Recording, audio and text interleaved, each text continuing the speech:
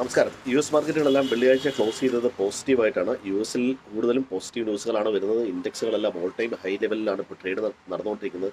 Rate കട്ടിൻ്റെ optimism ഇപ്പോഴും മാർക്കറ്റിൽ നിലനിൽക്കുന്നുണ്ട്. അതുകൂടാതെ തന്നെ JP മോർഗൻ ആപ്പിളിൻ്റെ ടാർഗറ്റ് ഇൻക്രീസ് ചെയ്തിട്ടുണ്ട്. ഇത് ആപ്പിൾ അമേരിക്കയിലെ ഹൈ വെയിറ്റേജ് ഉള്ള ഒരു കമ്പനിയാണ് ഇൻഡെക്സുകളിൽ.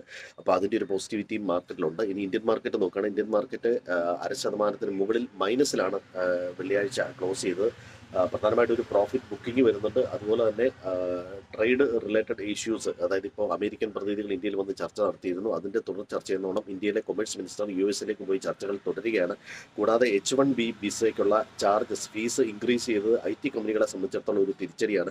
TCSന്റെ 45,000, ഇൻഫോസിസിൻ്റെ 25,000 എംപ്ലോയീസ് അമേരിക്കയിൽ വർക്ക് ചെയ്യുന്നുണ്ട്. അവരെ സംബന്ധിച്ചിടത്തോളം ഇത് വളരെയധികം ചിലവ് കൂട്ടുന്ന നടപടിയാണ്. അതുപോലെ തന്നെ US പ്രസിഡന്റും ചൈനീസ് പ്രസിഡന്റും വെള്ളിയാഴ്ച സംസാരിച്ചിരുന്നു. ഇത് വളരെ പ്രൊഡക്റ്റീവായിട്ടുള്ള സംസാരമായിരുന്നു എന്നാണ് പറയുന്നത്. ഇത് വളരെ പോസിറ്റീവായിട്ടുള്ള ന്യൂസുകളാണ്. ഇനി ഇന്ത്യയുടെ ട്രേഡ് ഡീൽ സംബന്ധിച്ചുള്ള ചർച്ച ഉണ്ട്. ഒരു പക്ഷേ അതിന് വേണ്ടിയിട്ടുള്ള ഒരു സമ്മർദ്ദ തന്ത്രമായിട്ടായിരിക്കാം H1B വിസയ്ക്കുള്ള റേറ്റ് ഗവൺമെൻറ് കൂട്ടിയത്.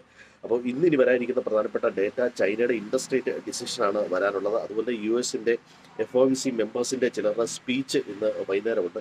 ഈ രണ്ട് ന്യൂസുകളാണ് വരാനുള്ളത്. മറ്റൊന്ന്, ഗ്രീക്കിൻ്റെ പ്രൈം മിനിസ്റ്റർ ഇന്ത്യൻ പ്രധാനമന്ത്രിയുമായിട്ട് ഫ്രീ ട്രേഡ് എഗ്രിമെൻറ്റിനെ സംബന്ധിച്ച് നടക്കുന്നുണ്ട്. അതും മറ്റൊരു പോസിറ്റീവാണ്. അതുപോലെ തന്നെ നാവികസേന ഏതാണ്ട് നാലോളം വാർഷിപ്പിന് ടെൻഡർ ക്ഷണിച്ചിട്ടുണ്ട്. അപ്പോൾ ഷിപ്പ് ബിൽഡിംഗ് കമ്പനികൾ ഒക്കെ ശ്രദ്ധിക്കുന്നത് നന്നായിരിക്കും. പ്രധാനപ്പെട്ട മറ്റൊരു ന്യൂസ്, ഇന്ന് GST 2.0 നിലവിൽ വരികയാണ്.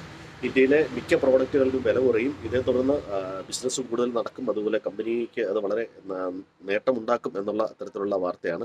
GST റിഫോംസും അതുപോലെ തന്നെ ഇൻകം ടാക്സിൻ്റെ റിഫോംസും സാധാരണ ജനങ്ങളിലേക്ക് കൂടുതൽ പണം എത്തുന്നതിന് അവരുടെ സ്പെൻഡിങ് കപ്പാസിറ്റി കൂടുകയും ചെയ്യും എന്നാണ് കണക്കാക്കപ്പെടുന്നത്. ഇതൊക്കെയാണ് മാർക്കറ്റിനെ സംബന്ധിച്ചുള്ള പ്രധാനപ്പെട്ട ന്യൂസ്. സ്റ്റോക്ക് സ്പെസിഫിക് ആയിട്ട് മാർക്കറ്റ് മിക്സഡ് സെന്റിമെന്റ്സ് ആണ്. പോസിറ്റീവായിട്ടും നെഗറ്റീവായിട്ടുള്ള ന്യൂസ് ഉണ്ട്. IT സെക്ടറിലെ നെഗറ്റീവ് ഒരുപക്ഷെ ഇൻഡെക്സിനെ ബാധിച്ചേക്കാം. ഇൻഡെക്സ് 25,040, 25,140 ലെവല് സപ്പോർട്ടുണ്ട്. റെസിസ്റ്റൻസ് 25,450, 25,600 ലെവലുകളാണ്. അപ്പോൾ എല്ലാവർക്കും നല്ലൊരു ട്രേഡിംഗ് ദിനം ആശംസിക്കുന്നു. Thank U.